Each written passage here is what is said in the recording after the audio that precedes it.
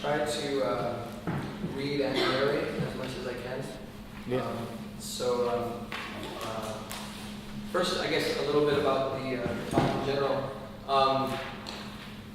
My first inclination when this was going to be a panel was to really just have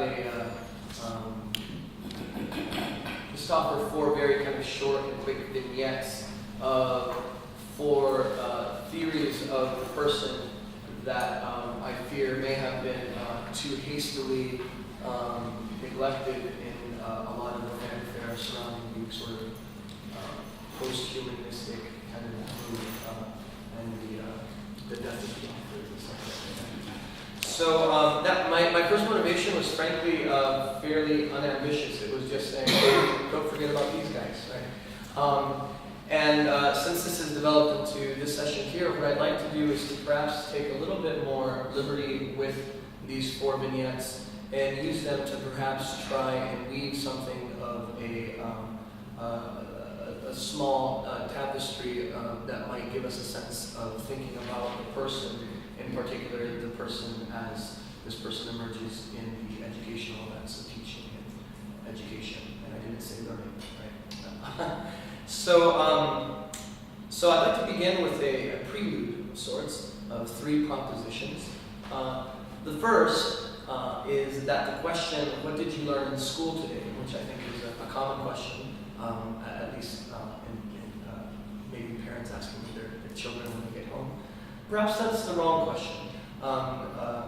Perhaps a better question is, who did you become in school today? So this is the fundamental shift, I suppose, and the first move really is to say, instead of thinking of the result of these schooling as being an epistemological or learning event, that instead we should think of it as an existential result having to do with the ontological constitution of the person's being, if you will, or existence.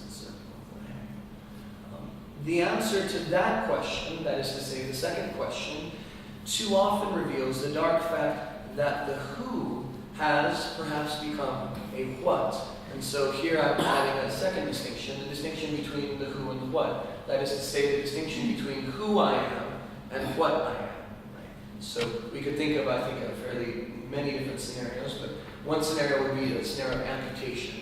Right? So, and this isn't a clean or mutually exclusive or easy distinction to make, but there is a sense in which if I were to lose my arm, I would lose part of what I am in the most literal sense. But one should hope, at least, that who I am, while it may be in some sense impacted by the what of what I am losing my arm, that nonetheless that there would still be some, we would hope, like core site of recognition in the who I am, that is in some sense left untouched by the what of my arm. Right? Hopefully this isn't too simplistic an explanation, but I think we can think of many more at much more deeper and perhaps more fundamental levels.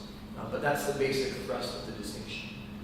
The second proposition is that there is at least a logical correspondence. All I mean by that in terms of the way we think about it, there seems to at the very least be a sort of sense of symmetry in our thought between who a person is and what education makes sense for that person.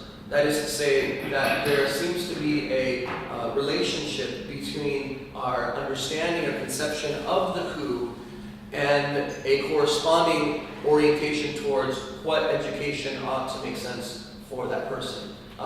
Here we might think of this at a very simple level, and even in terms of like a curriculum. I tend to think of curriculum as being the question of what makes something worthwhile.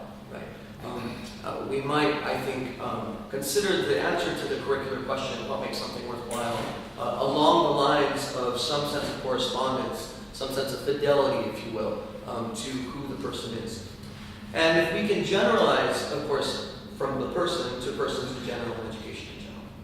Who a person is then is relevant precisely because of the educational demands that follow from it. So that is to say, in this talk, whereas in some cases we may think of the person as being sort of a causa sui, sort of its own cause for reflection, in this talk I'd like to think of the question of the person in its relationship to the educational demands that would follow from it. So this is not a pure discussion of the person, it's an educational discussion of the person. And following from that, any imbalance or incoherence between this very particular correspondence contributes greatly, I think, to the well-known effects of alienation and disenchantment. So whenever we find an asymmetry between the who and the what, when we find an asymmetry between the who of the person and the what of education, there I think we begin to find a site, at least a possible site, for this sort of deep-seated angst and problems, existential problems.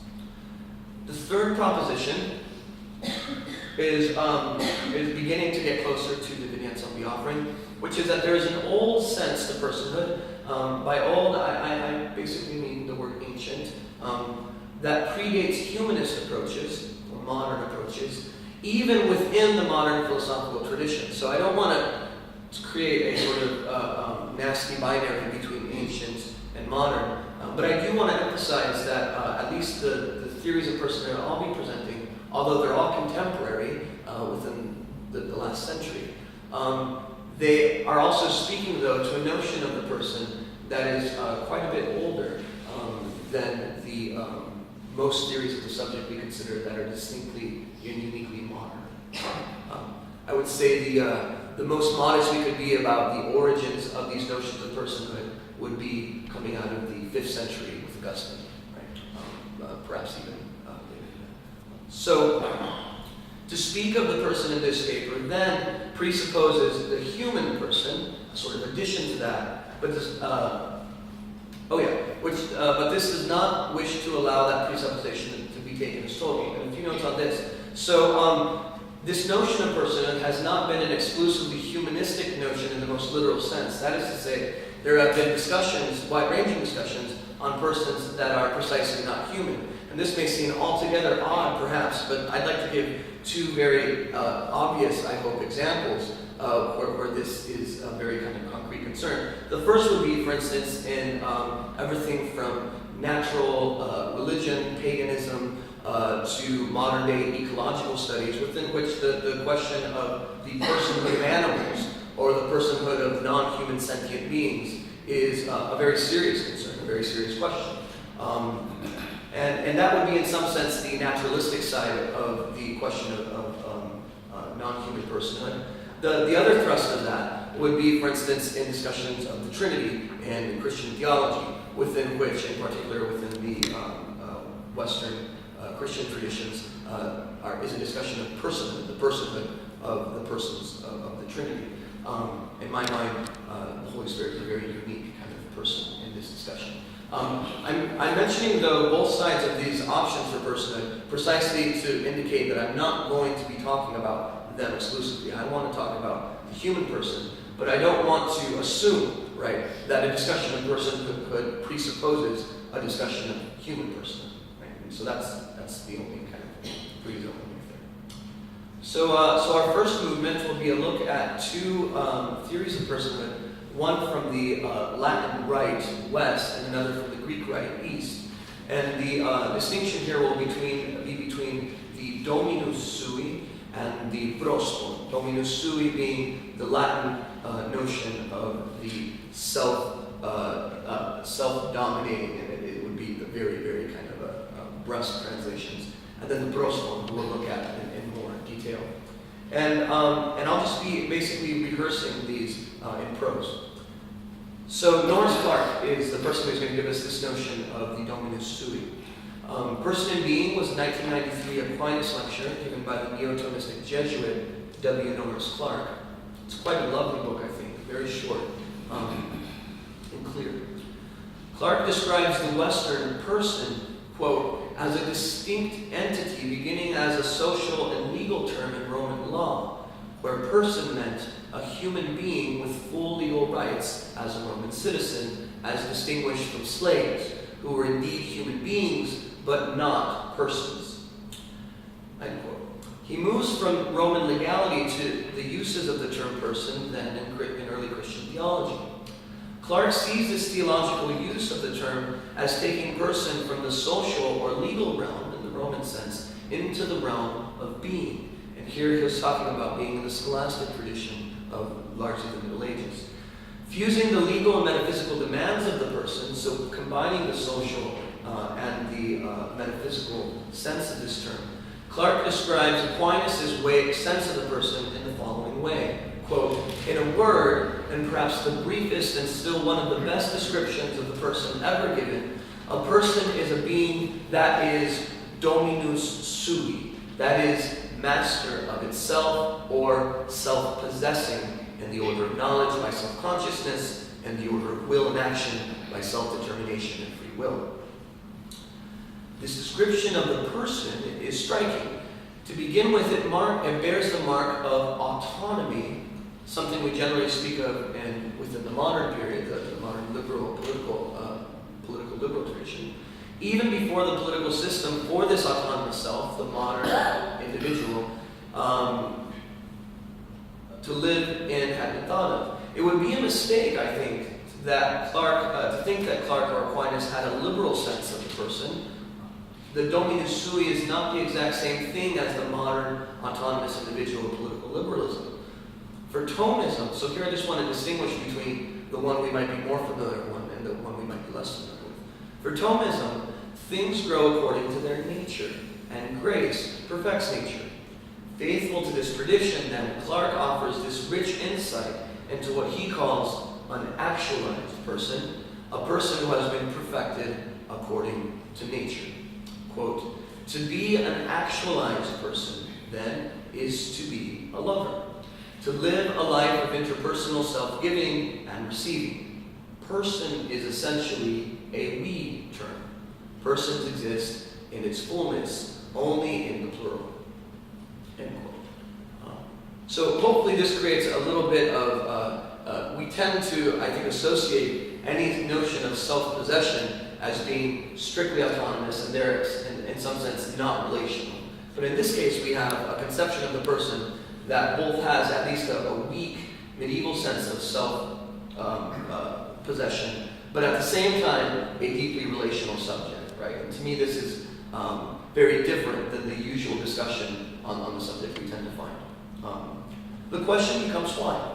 If the person is in fact a we term, how does Clarke remain faithful to Aquinas' dominus sui?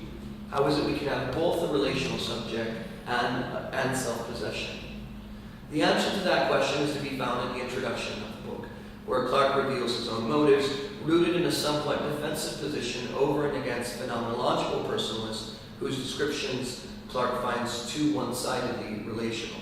So Clarke here is being, in some sense, not only faithful to the medieval tradition, he's also intervening in a rather small tempest in a teapot between two forms of Catholic personalism. On the one side, the Thomists, faithful to the scholastic tradition, and on the other side, the phenomenologists, deeply influenced by Husserl and Heidegger and Max Scheler and Dietrich von Hildebrand, and trying to make a sort of existential theory of the person available. And so Clarke is in some sense trying to mediate, but at the same time favor his own tradition a little bit in this debate. And that, I think, shows some of why he's trying to balance these two things. Oh, typo. So the issue is more than balance. In the end, the Thomistic person is conceived in relations, but not strictly humanistic ones. And I think that captures a little bit of the grind of this. This is Clarke's descriptive claim of the person. His argument attempts to reconcile these two articulations of the person and defend the view that all of it can be found in the vast resources of philosophical and theological Thomism. He claims that there is a metaphysical grounding to be had on the inside, so to speak, of the person. That is why he seems to find the locality of interiority to be a metaphysical anchor for the term person and its referent to the existing person. In other words, the dominus sui on Clarke's reading is the sort of inside of the person, and the relational subject is in some sense the outside of the person. And of course, this gives him the ability to, in some sense, fall back right upon the place where the Thomist started, which is to favor the interior person. If you'd want to read a more, in some sense, polemical and in some sense more severe favoring of the interior subject from the tradition, not of Thomism, but of phenomenology, there's quite a good representative sample of this by John Crosby, a student of Dietrich von Hildebrandt's, called The Selfhood of the Human Person. So that may be interesting to you, perhaps. Now, let's move to the prosopon, that is to say, the Greek Rite Eastern person, via the philosopher and theologian Christos Giannatos. We find a radically different view in Christos Giannatos' book, Person and Eros. In all the ways that Clarke's book is Latin, Giannatos' is strikingly Greek. If you're familiar with the Latin Rite and the Greek Rite of liturgies, you'll catch the distinction here a little bit. It's an aesthetic distinction, really. While Clarke's Person and Being is just over 100 pages, a short mass, Giannatos' Person and Eros is just shy of 400, a very long, arduous liturgy. Giannatos' sense of the person begins, and in some sense ends, I would think, with an etymology that directs us towards an ontological and existential reality. Here, the precision and nuance of the Greek language seem to serve him well. Giannatos begins in the following way, and I'll just be reading. I was telling yesterday that I'm not so sure what to do with Giannatos in terms of expository. I just quote him at length. I find it hard to remember what he's saying. Here's this one passage. He says, by the word prosopon, person, we define a referential reality. The referential character of the term is revealed fundamentally by its primitive use, that is, by its grammatical construction and etymology. So like Wittgenstein, in a sense, Giannatos is placing faith, basically, in language to, in some sense, bear out the sort of phenomenological reality itself. Whether we find this root useful or not is a different question altogether, right? The presupposition pros, towards, together with the noun os, opos in the genitive, which means eye, face, countenance, form the composite word prosopon. I have my face turned towards someone or something. I am opposite someone or something. The words thus function initially as a term indicating an immediate reference, a relationship. Prosopon, or person, is defined as reference and relation, and itself defines a reference and relation. The word's primordial semantic content does not allow us to interpret personhood simply as individuality outside the field of relation.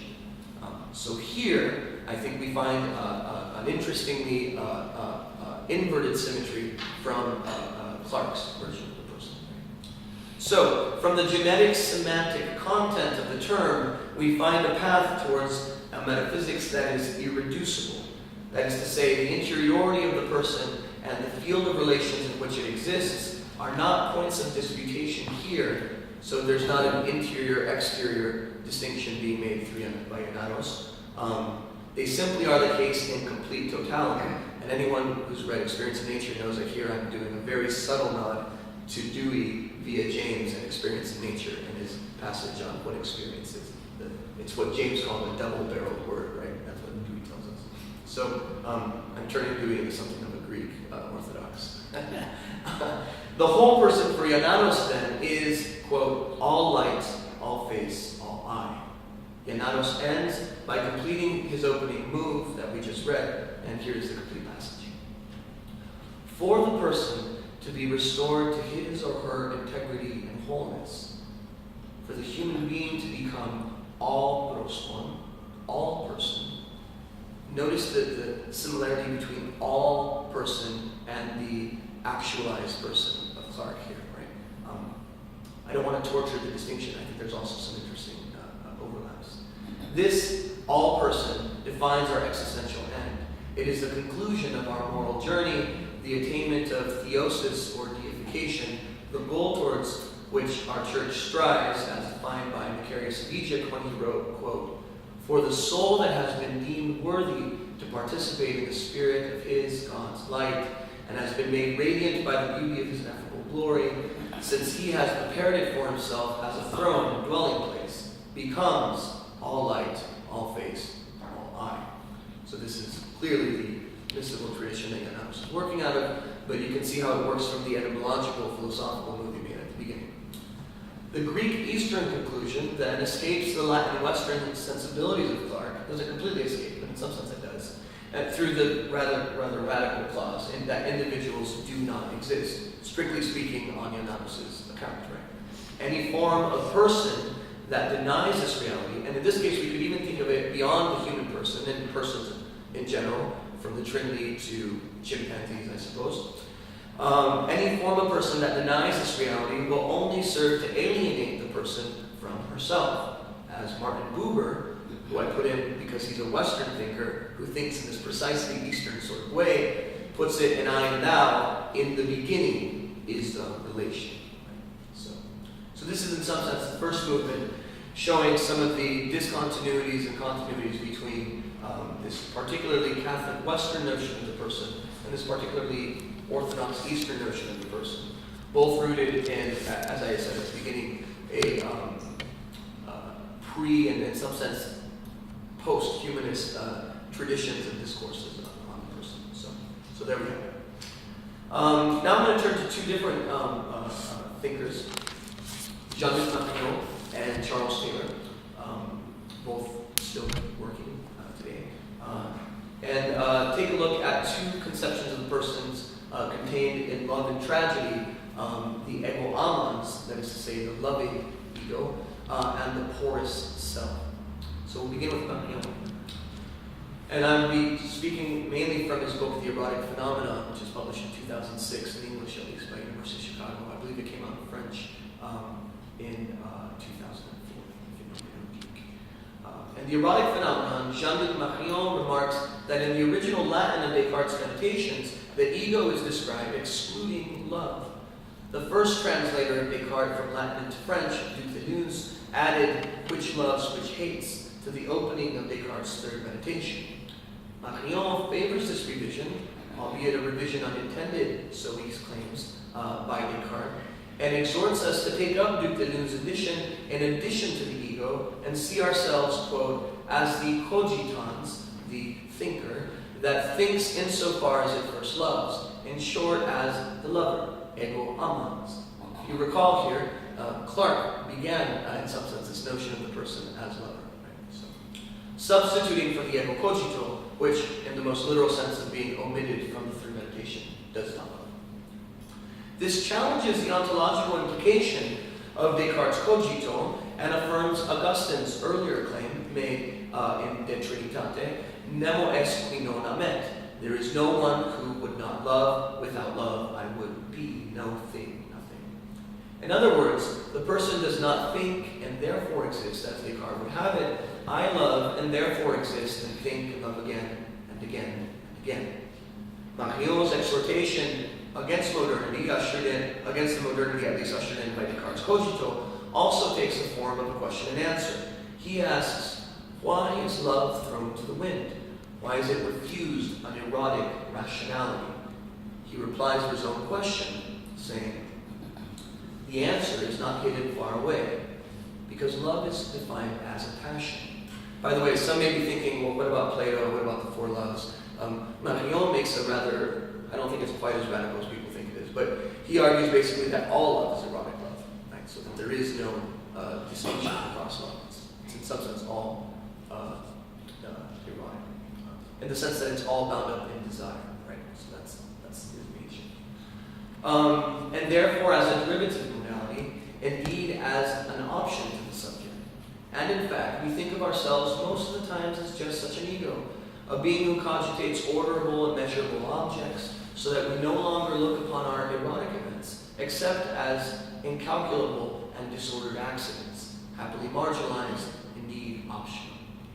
Earlier in the book, Marion makes this striking statement: the result of these failed efforts, the one he mentioned, is that ordinary people, or put it another way, all those who love without knowing what love wants to say, or what it wants from them, or above all, how to survive it, that is to say, you and I, first and foremost, believe themselves condemned to feed on scraps. Desperate sentimentalism of popular prose, the frustrated pornography of the idol industry, or the shapeless ideology of that boastful asphyxiation known as self-actualization. Thus, philosophy keeps quiet, and in this silence, love fades away. My only addition to that would be that correspondence I talked about at the very beginning, following from the who and the what, could be seen as that. Thus, education keeps quiet because it's more interested in the what than the who. And in that silence, in some sense, love fades away as well, but perhaps also education.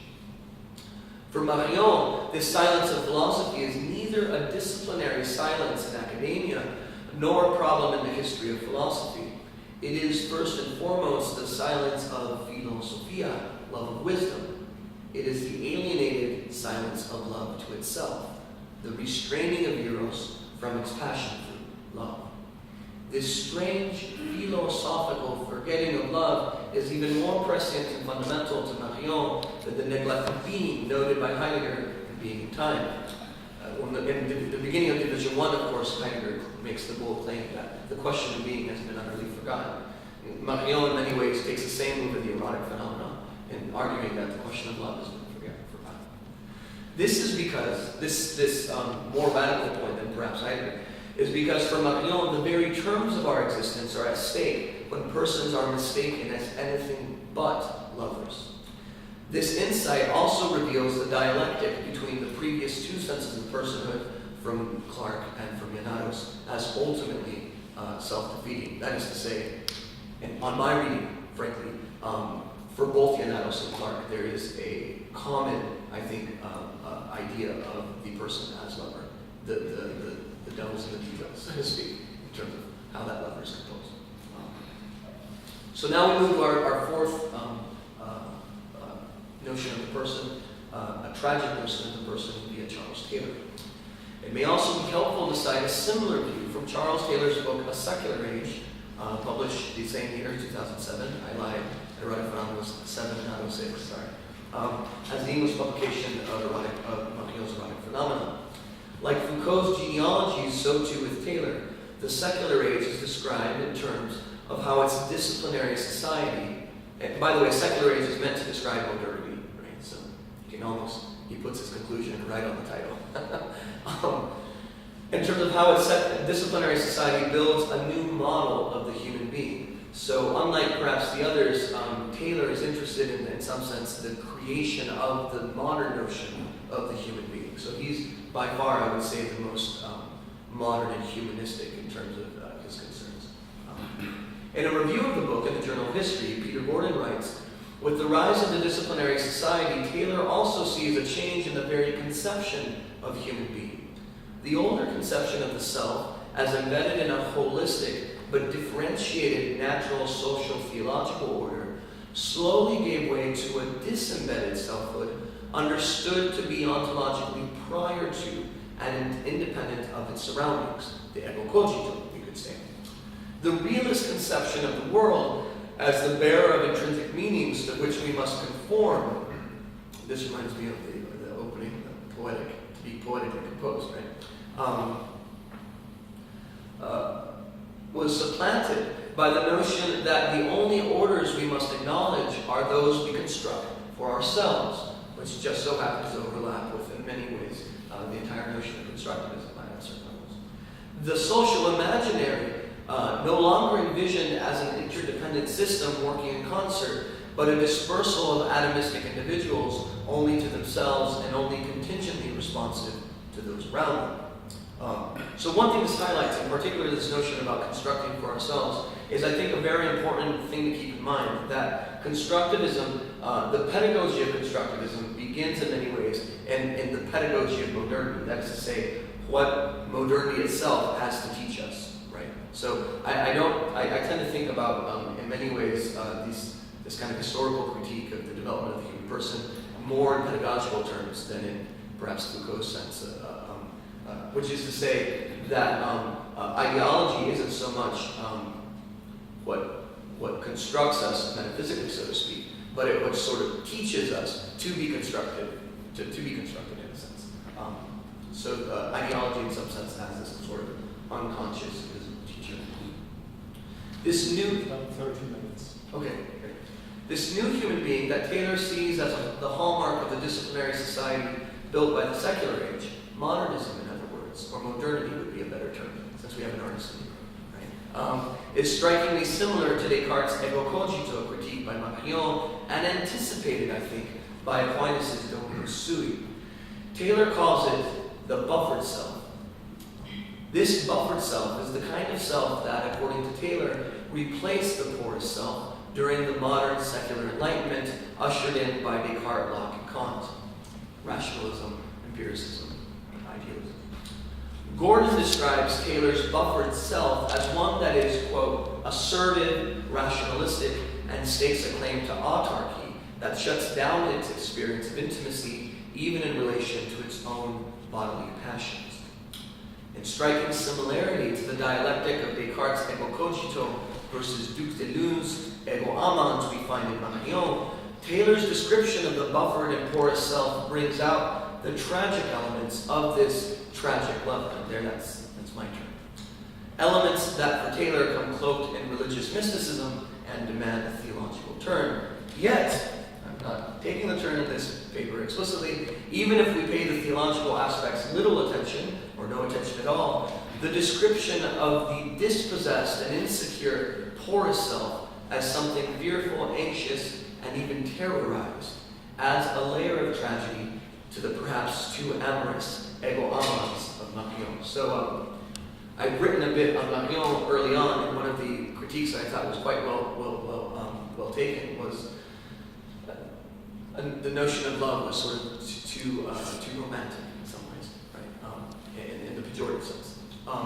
And so I think Taylor, at his notion of the porous self, this sort of vulnerable lover, right, showed us some of the risks and some of the tragic elements of the lover. And so that's the end, really, of the quartet, of the two movements. I just want to add one quick postlude, which is to take a nod at a more explicitly pedagogical story, actually, from Miguel de Unamuno, titled Amor y Pedagogía, Love and Pedagogy. And the story, in many ways, follows Rousseau's Emile in some ways. The protagonist, so to speak, is Don Álvaro, who Unamuno describes as a man in love with all progress and social science. And his project is to create, is to say that every human person is a candidate for genius, right? Candidate for genius. And the genius will emerge through the application of these modern methods of social pedagogy, pedagogía social, social pedagogy. And the story, as you can imagine, unfolds rather poorly for the idea of the candidate for genius. And at the end, there's sort of a soliloquy of he has a son, he tries to raise a son as a candidate for genius, it all goes wrong. You can imagine the story, right? And so this is the last salvo from the son, who in the end is ultimately calling out to God at the end of the story. I have the original in Spanish, but I'll read the English. You were able to redeem from pedagogy a man, to make a man out of a candidate for genius. May you make men of flesh and bone, with the companion of your life may you make them, in love, in love, in love, and not in pedagogy. And this is the last line after that is el amor había vencido, which means love was victorious. Right? So if we go, I think, all the way up to the preliminaries, we begin to see, I think, hopefully, some of the thrust beyond just showing you these extra stories about the person, about this asymmetry between the who and the what, and the way in which a theory of the person that in some sense potentially recovers this notion of the lover, this notion of the dominus sui. Really, I want us to think of all of them in some sense intertwined, despite their obvious discontinuities, as perhaps giving us a sense of both the teacher and the student, but also, and this is one piece that we haven't talked about yet, the relationship between the person of the teacher and the person of the student, right? The sort of relational way in which they may even be dependent upon one another for their very conditions. And so that's my talk.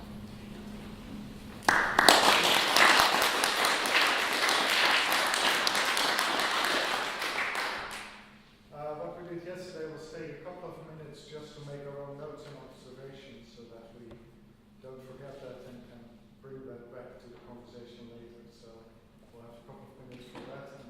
sometimes